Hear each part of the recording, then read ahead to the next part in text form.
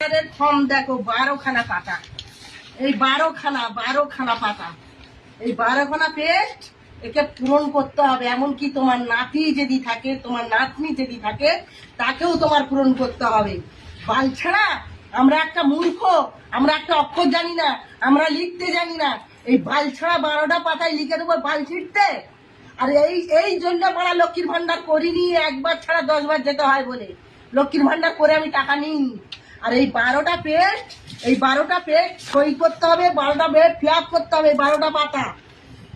নাতি পুতি যার যেখানে বিষয় আশায় বাড়ি ঘর যা আছে সমস্ত লিখতে হবে এখানে।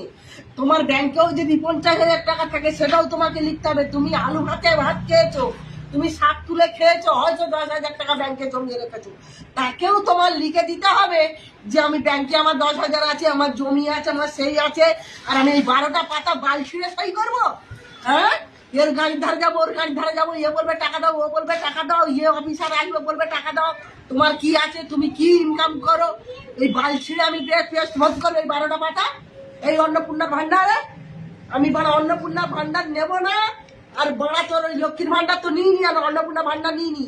তার থেকে বাংলাদেশিদের চাচ্ছিস ওটাই সন্তুষ্ট। আমি এর বেশি চাইনি। বিজেপিকে চাই, জয় শ্রীরামকে চাই। বড়া 12টা পাতা আমি সই করতে পারবো না। তোর বড়া অন্নপূর্ণার ভান্ডার আমার দরকার নেই। গড় তো পাই গড়।